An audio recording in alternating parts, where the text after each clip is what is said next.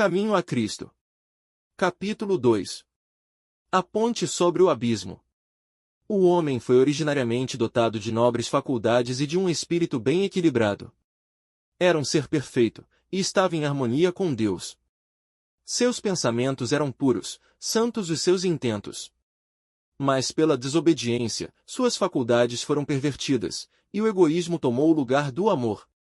Sua natureza tornou-se tão enfraquecida pela transgressão que lhe era impossível, em sua própria força, resistir ao poder do mal-feice cativo de Satanás, e assim teria permanecido para sempre se Deus não tivesse intervindo de modo especial. Era desígnio do tentador frustrar o plano divino quanto à criação do homem, e encher a terra de miséria e desolação. E todo este mal ele apontava como consequência da criação do homem por Deus. Em seu estado de inocência mantinha um homem feliz comunhão com aquele em quem estão escondidos todos os tesouros da sabedoria e da ciência. Colossenses 2 verso 3. Depois de pecar, porém, já não podia encontrar alegria na santidade, e procurou esconder-se da presença de Deus. Tal é ainda hoje o estado do coração não convertido. Não está em harmonia com Deus e não encontra prazer na comunhão com Ele. O pecador não poderia sentir-se feliz na presença de Deus, esquivar-se-ia ao contato dos seres santos. Se lhe fosse permitido entrar no céu, este nenhuma alegria lhe proporcionaria. O espírito de abnegado amor que ali reina, onde cada coração reflete o infinito amor, não encontraria eco em sua alma. Seus pensamentos, seus interesses, seus motivos seriam bem diferentes dos que animam os imaculados habitantes dali. Seria uma nota discordante na melodia celeste. O céu ser-lhe-ia um lugar de suplícios, almejaria ocultar-se daquele que ali é a luz e centro de todas as alegrias. Não é um decreto arbitrário da parte de Deus que veda o céu aos ímpios, estes são excluídos por sua própria inaptidão para dele participar. A glória de Deus ser-lhes-ia um fogo consumidor. Prefeririam a destruição, para serem escondidos da face daquele que morreu para os redimir. É-nos impossível, por nós mesmos, escapar ao abismo do pecado em que estamos mergulhados. Nosso coração é ímpio, e não o podemos transformar. Quem do imundo tirará o puro? Ninguém. Jó 14 verso 4. A inclinação da carne é inimizade contra Deus, pois não é sujeita à lei de Deus, nem, em verdade, o pode ser. Romanos 8 verso 7. A educação, a cultura, o exercício da vontade, o esforço humano, todos têm sua devida esfera de ação, mas neste caso são impotentes. Poderão levar a um procedimento exteriormente correto, mas não podem mudar o coração, são incapazes de purificar as fontes da vida. É preciso um poder que opere interiormente, uma nova vida que proceda do alto, antes que os homens possam substituir o pecado pela santidade. Esse poder é Cristo. Sua graça, unicamente, é que pode avivar as amortecidas faculdades da alma, e atraí-la a Deus, à santidade. Disse o Salvador, aquele que não nascer de novo, não receber um novo coração, novos desejos, propósitos e motivos, que conduzem a uma nova vida, não pode ver o reino de Deus. João 3 verso 3. A ideia de que basta desenvolver o bem que por natureza existe no homem, é um erro fatal. O homem natural não compreende as coisas do Espírito de Deus, porque lhe parecem loucura, e não pode entendê-las, porque elas se discernem espiritualmente. 1 Coríntios 2 verso 14. Não te maravilhes de te ter dito, necessário vos é nascer de novo. João 3 verso 7. Acerca de Cristo diz a Escritura, nele, estava a vida e a vida era a luz dos homens. João 1 verso 4. E nenhum outro nome há, dado entre os homens, pelo qual devamos ser salvos. Atos 4 verso 12.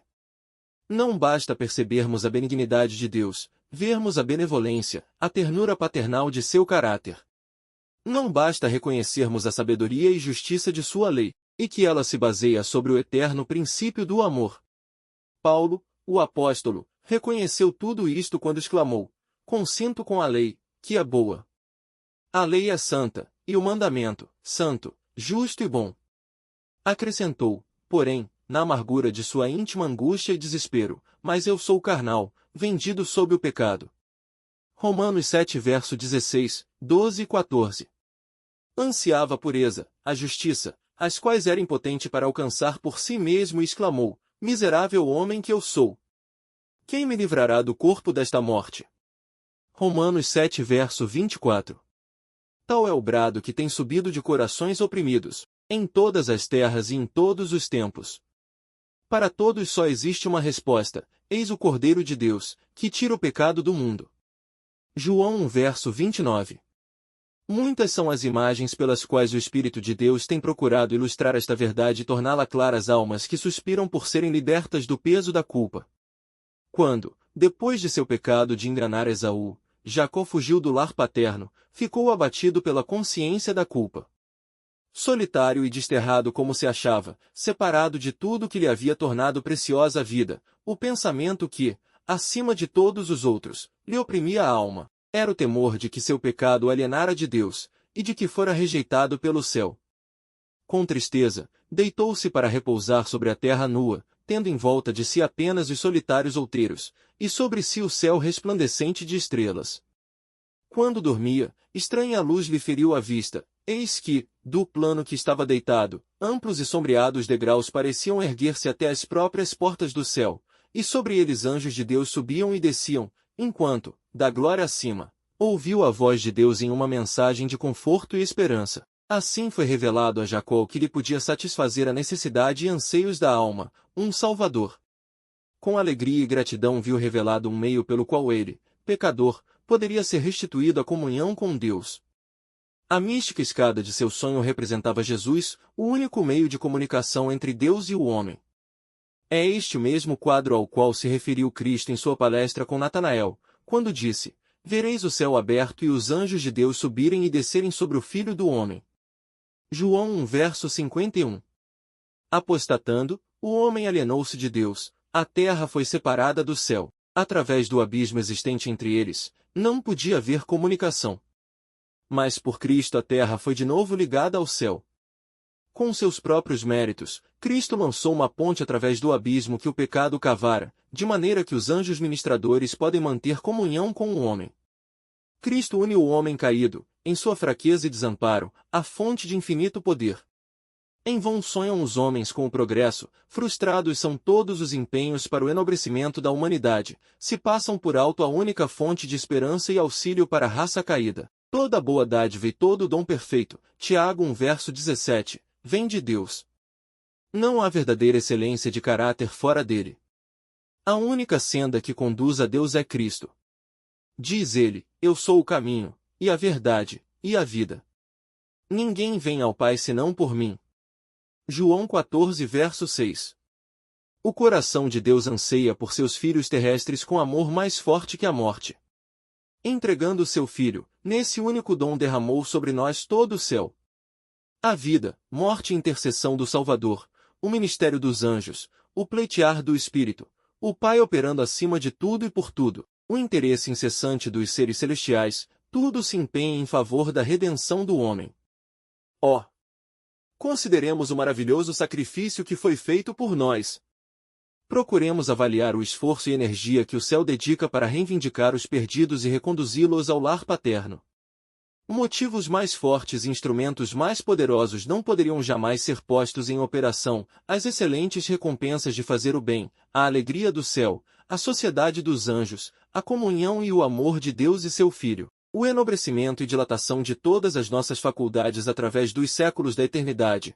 Acaso não são, estes, poderosos incentivos e encorajamentos para nos impelir a consagrar ao nosso Criador e Redentor os mais amantes serviços do coração? E, por outro lado, os juízos divinos pronunciados contra o pecado, a inevitável retribuição, a degradação do nosso caráter e o final aniquilamento, são-nos apresentados na palavra de Deus a fim de nos advertir contra o serviço de Satanás.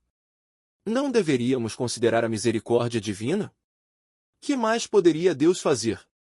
Relacionemo-nos, pois, devidamente com aquele que nos amou com maravilhoso amor.